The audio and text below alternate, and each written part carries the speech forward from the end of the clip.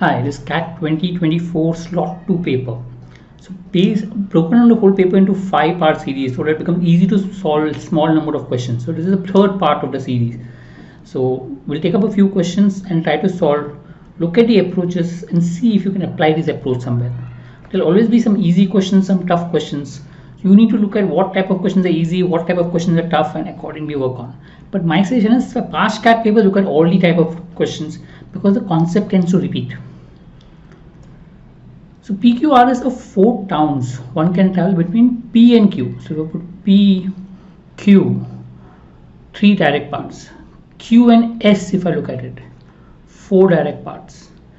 P and R, 4 direct paths. There is no direct path between P and S. So between P and S, there is 0 paths. And then there are few direct paths between Q and R and S. So Q and R, let's say they're X paths. R and S, let's say they're Y paths. One can travel from P to S either via Q. So P to S means it will be PQS or via R, PRS, or first Q and then R, PQRS. And a total 62 ways. So there are total 62 ways out here. One can travel from Q to R, okay, directly, or via P, PR, or SQSR, and this is 27 ways. So you can make out that 2 cases given and 2 variables given. Maybe I can form 2 variable, 2 constraint. So let's say P, Q, and S. So PQ is 3 ways, QS is 4 ways. So 3 into 4, 12 ways. Right. PRS. P into R is 4 ways. RS is Y. So we say 4Y, 4 into Y. PQRS, 3 into X into Y, so 3XY. So if you look at based on this, you get the equation 12 plus 4Y plus 3XY equal to 62. You can take 12 on the other side and take Y common. So Y 4 plus 3X is equal to 62 minus 12, 50. Now coming next, QR directly is X ways. QPR, 3 4s are 12 ways. QSR, 4Y ways. So you see, add it up, X plus 12 plus 4Y equal to 27, or X plus 4Y equal to 50. 27 minus 12. So you can make out from this that Y, 4Y has to be less than 15. So Y has to be less than 4 for sure. Okay, Y has to be less than 4. Coming out here, if Y is less than 4, Y into something is 50. So the only possible value is 2. Can't be 5 because it's less than 4. So Y is 2 if I put here. 4 2s are 8. So X will be 7. Check out if it satisfies out here. 7 3s are 21 plus 4, 20Y. 25 into 2, 50 satisfies. So I know Y is 2 and X is 7. So I want X. I want Q and R root. X. So that means answer will be 7. That's the answer. Right. So try to put this way systematically. 2 variables, put the equation and try to get the answer. Because the roots, normally I prefer not taking 2 variables, but here is very clearly 2 cases given, QR, RS. I can't put 1 variable, so I'll take 2 variables and try to solve. So you get the answer 7. A fruit seller has stock of mangoes, bananas, apples. Okay, at least 1 fruit of each type. At the beginning of the day, number of mangoes make up 40% of the stock. So mangoes is 40% of the stock, total stock.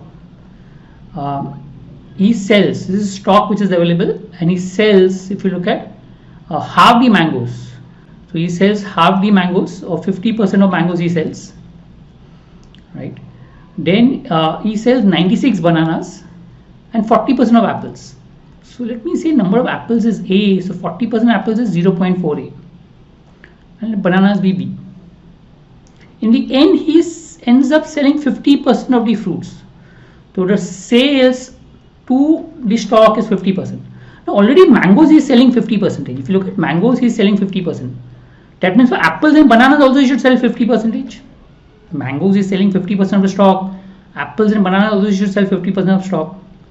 50% of A plus B, apple and banana, is equal to 96 plus 0.4A. So 50% of the stock that he has is what he sells. So from that we form equation and go about it. So 0.5a, 0.4a come this side. So 0.1a, 0.5a minus 0.4a. plus 0.5b equal to 96. To remove the points, I multiply by 10. So you get a plus 5b is equal to, if you look at 960. Now what I want, so let's try to understand what all is given. I know mangoes are 40%. So a plus b should be 60%. 60% means should be technically a multiple of 6, multiple of 3 and multiple of 2. Technically, let's say multiple of 3 at least, definitely it should be there. Okay, a plus b.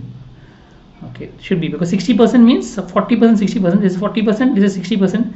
So the ratio has to be 2:3. That means this part, the second part, a plus b, has to be multiple of 3. Also they said the smallest possible. For smallest possible, that means a plus b has to be smallest technically, 60%.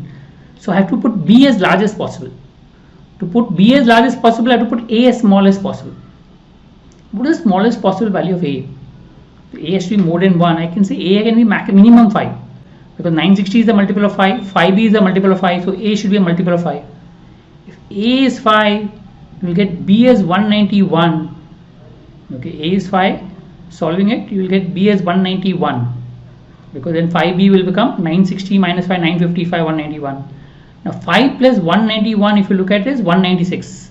And 196 is not a multiple of 3. Take next, 10 plus 190. If I take a as 10, b will become 190. 5b will become 950, and from that b will get 190. 190 plus 10, 200, not a multiple of 3. 15 plus 189 gives you 204, is a multiple of 3. So 204 is definitely possible, a plus b. So if I know a plus b, apples and mangoes, is 204, which is 60% of the fruits. So 100% total, that is how much? Which is 204 upon 0.6. If you take it up, 6 3s are 18, 6 4s are 24, 340. You will get 340 as the total number of fruits. Right? So again, take variables and try to form equations solve. So in this case, again, you can take banana, apple. Mangoes is 50% sold, so bananas and apples are 50%. Based on that, you can form an equation. Try to put variables, seeing what all is possible. You will realize that if I put a as 5 doesn't satisfy, a as 10 doesn't satisfy, a as 15 satisfies. Try to look at all data that is possible. One data is 40%, 60%, that data you have to look at it. And second is this whole minimum value that you have to take. You have to minimize the whole equation, which means I have to try to maximize b because 5b is there, and minimize a. Okay. Now this is basically sort of quadratic equation. When you have square root out here, first try to remove a square root, because square root of root 2 becomes small. So to remove a square root, x plus 6 root 2 has to be a perfect square. Now, x plus 6 root 2 has to be a perfect square. It means something like a plus b the whole square. You know, a plus b the whole square is a square plus 2ab plus b square. Based on that, I can make out that 6 root 2 will ideally be 2ab. It will not be a square, definitely. So 6 root 2 will be 2 into 3 into root 2. Okay, 6 root 2 will be 2ab, which is 2 into 3 into 2. If I take a as 3 and b as root 2, okay, if I take a as 3 and b as root 2, then b square will become 2, a square will become 3 square 9. So if you look at x becomes 11, 11 plus 6 root 2, right? This nothing but becomes 3 plus root 2 the whole square. Based on that, based on the whole formula of a plus b the whole square, this becomes 3 plus root 2 the whole square. Let me check for the second part. Same if I take 11 minus 6 root 2, okay, I'll get 9 minus 2 into 3 into root 2 plus 2, which becomes 3 minus root 2 the whole square. Substituting out here, when you say square and square root will get cancelled, so this will become 3 plus root 2. This will become 3 minus root 2. Solve it, it becomes 2 root 2, satisfies. So which means x will be 11, we get 11. 9 plus 2, what we got, x is 11, we took. Again I repeat, it is based on the square root I have to remove. So I need this as a perfect square to remove the square root. Okay, then only can add and subtract. So a plus b the whole square is what I require. Convert this into a plus b the whole square, a square plus 2ab plus b square. So in which case 11 plus 6 root 2 has to be a square plus 2ab plus b square. 6 root 2, if I compare with 2ab, I get 2 into 3 into root 2. From that I get a as 3, so a square 9, b as root 2, b square as 2. and then you can take it as a perfect square and so on.